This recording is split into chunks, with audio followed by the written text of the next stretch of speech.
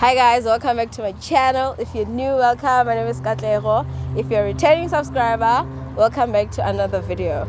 Today we are outside. You will excuse the many noises of nature and yes. But anyway, I have a guest today. Please introduce yourself. Do you want me to introduce you? Hello guys. No, it's fine. I'll do it. Hello everyone. My name is Zwelakhe and I'm happy to be here. Yeah. Let's get it. Don't forget to click like and subscribe. So basically, I have Zwelakhe here because I'm doing another Q&A and I wanted to get like both perspectives. Somebody who's been working for like a year and a half and somebody who's had experience for a couple of years. Yeah, 9 years to be exact. Yeah. So same industry. You get it. Cool. First question. So I got the questions from the comment section. And then I just copied and pasted. So if you have questions, leave them in the comment section. If I can answer in the comments, I will answer in the comments. If I need to elaborate, I'll make a video. Number 1, I'm in first year.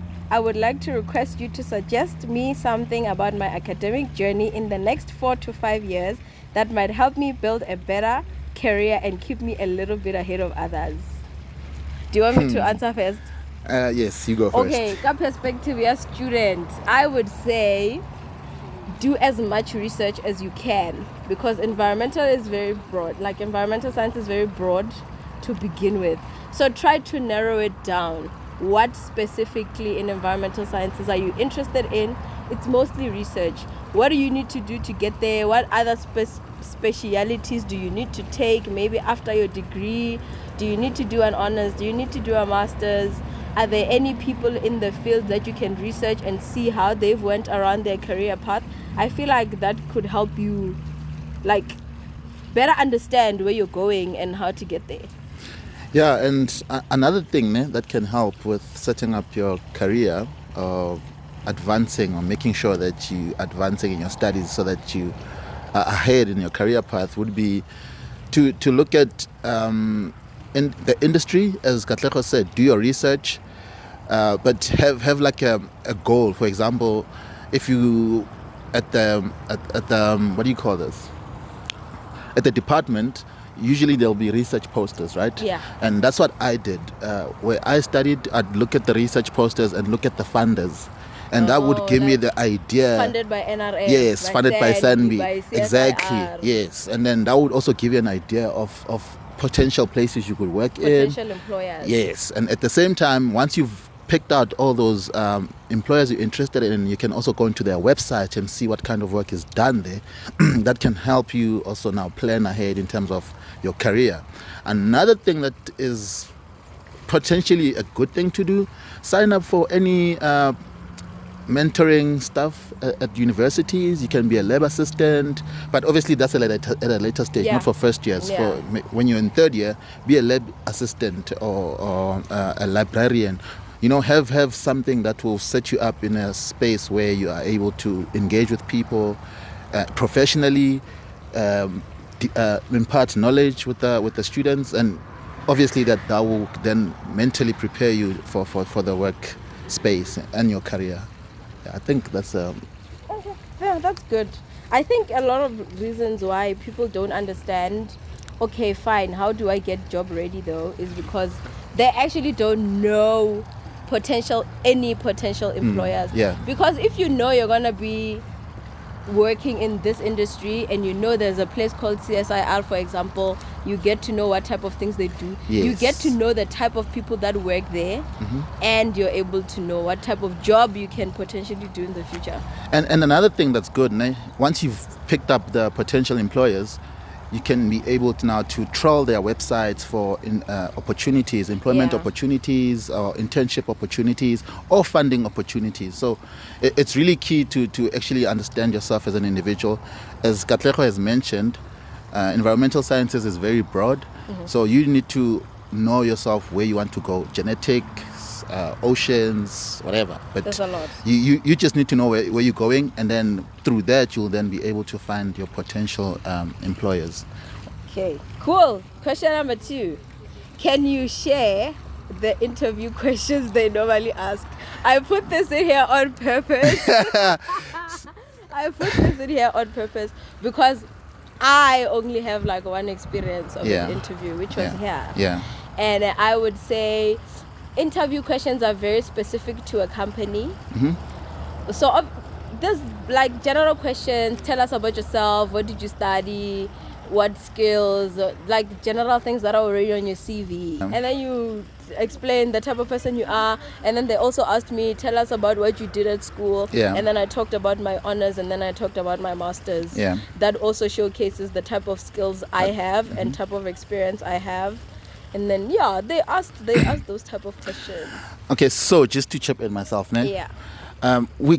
You cannot really share questions of the interview because Katlego has mentioned it's specific or it's tailored for that particular company or organization you're going to work for or work in. But with my experience, I also have one experience actually. Oh my God. So the system that they use here, it's called a SMART approach, SMART question. So you give the scenario, the scenario that you were faced with, the solution to the scenario, and the outcome of the scenario. So it doesn't necessarily have to be a true story.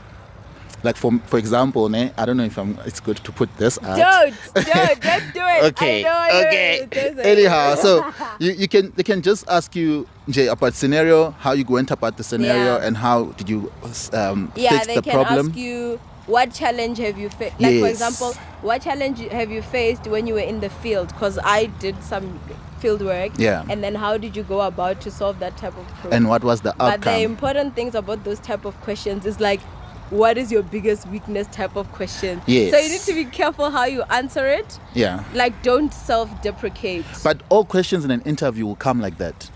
Everyone in the interview, let's say you've got a panel of 5 people. Yeah. Each one of them will ask you a question in that order. Scenario or the problem, how you solved it, and what was the outcome. I'm just saying, be careful, don't self-deprecate.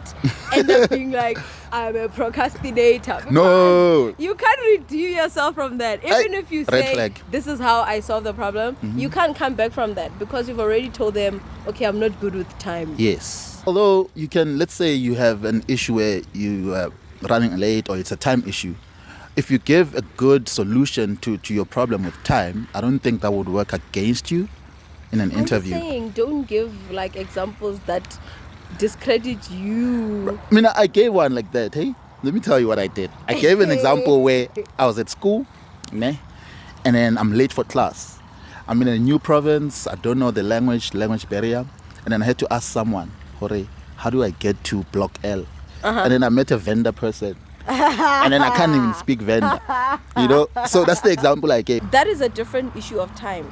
You can't say I'm a procrastinator. Yes, no. Because that's a very big character. That's labeling like, you. Yeah. That's what I'm saying. Don't say things that will discredit you personally. Yeah. You can say, in varsity, maybe I had trouble balancing schoolwork and stuff like that. Yes. So this is the solution. I came up with a timetable. I knew from this day to this day I study. Maybe I take a break on Saturday to do everything else I want to do. Yeah. Stuff like that.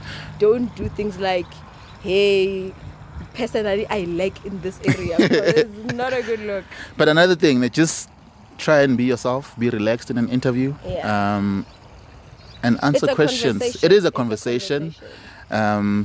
The biggest thing you can do for yourself is do research on the company that you're going to. I was going to say that. Do your research. If they ask you, what do we do here? You must be able to, give a very convincing answer. It doesn't have to be correct, but it must be convincing. Also, if you can mention something about the company, they'll be like, oh, this person knows you the can company. say, I actually like your mission statement because you emphasize the point of whatever in that company and stuff like that. So they can see you're actually really interested in working there. So yes. Are we done with that one? Yes, next. Number 3, I want to study environmental sciences. What are the most common subject requirements?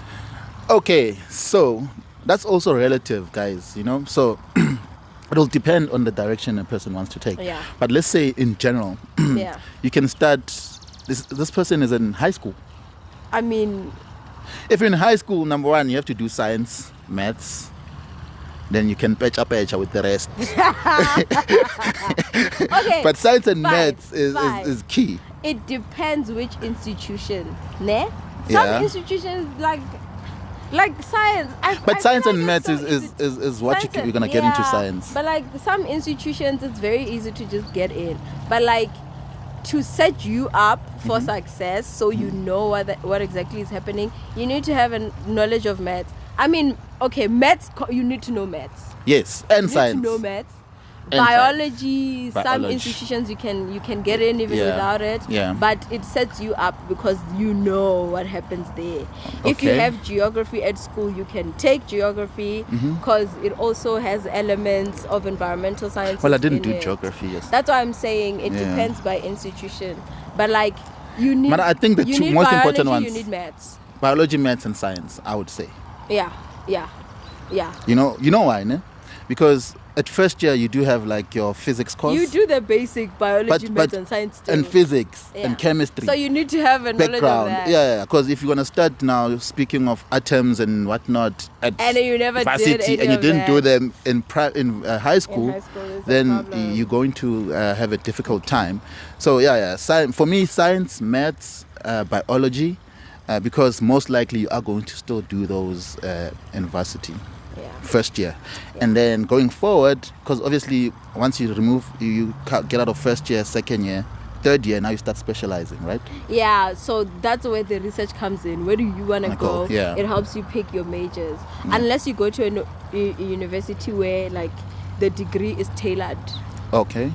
Oh, unlike other varsities where you start with a choose. BSc plain, then from there you can choose that you're doing Like for botany me, and zoology. First year, it's like plain we do maths and science. Yeah. Second year, you pick which courses, You wanna specific do, courses yeah. you want to do. Yeah. So in that case, you have to research what exactly do you want to, where exactly do you want to go, Yes. and it will help you pick your majors.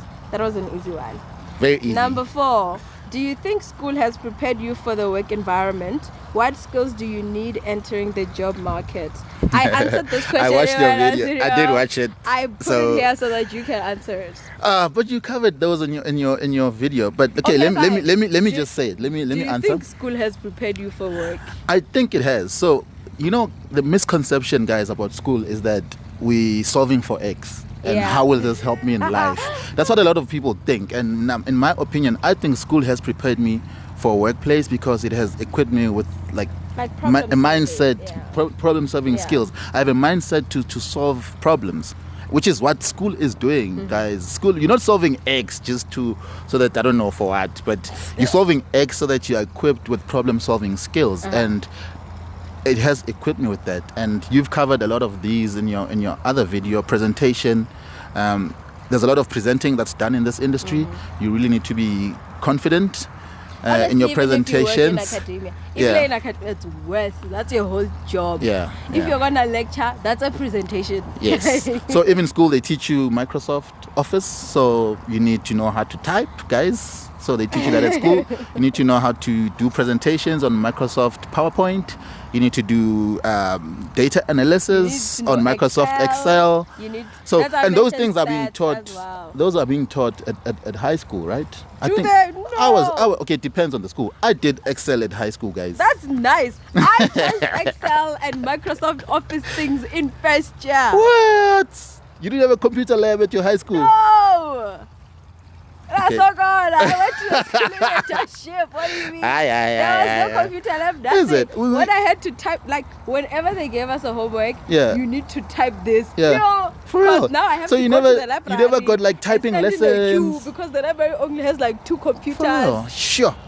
Well, maybe I was fortunate You were. or privileged. Damn. but yeah, we had computer lessons at school. It was back in the day. I don't want to That's reveal nice. my age. We're still using floppy Even disks. the fact that it was back in the day. It was back in and the day. I was in school in 2015 and there was none of that. It was like 1999, bruh. And Hey, we were you using said you floppy don't wanna disks. reveal your age. It doesn't matter, but hey. So yeah, you need to have skills, typing skills, PowerPoint, be able to create a PowerPoint, Yeah. be able to even presentation skills. So you can be able to do a PowerPoint, ne? Yeah. Put it together.